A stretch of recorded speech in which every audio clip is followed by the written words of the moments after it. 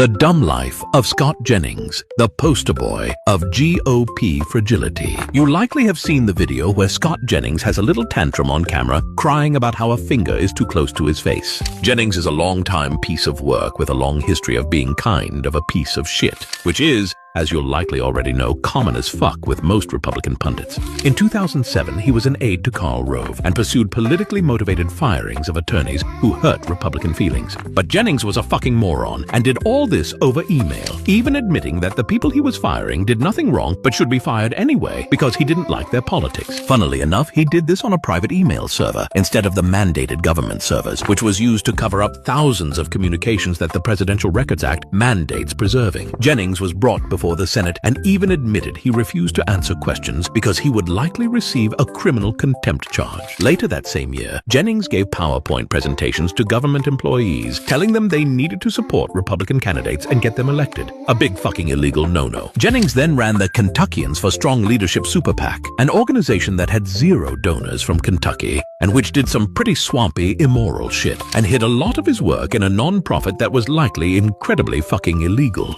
And then in 2017, he transitioned to being a pundit. He was offered a position in the Trump White House, but turned it down because he considered Trump to be an authoritarian scumbag, but quickly changed his position to go full Trumpy Trumpkins once it was clear that was the way to make money. His Trump flip is one of the craziest bits of mental grifter gymnastics anyone can possibly do. He called January 6th literally an insurrection caused by Donald Trump, and that Trump planned to overthrow the government for weeks ahead of time. And as soon as it became clear that it was better for him financially to support Trump, he flipped the switch because he is a bad human being. But while he publicly supported Trump, he also privately mocked him, telling colleagues he didn't really like the fatty fatso orange-skinned idiot, but that this was good for his brand. The man is truly a scumbag with little to no spine, which is why he is the perfect example of the current state of MAGA and the GOP.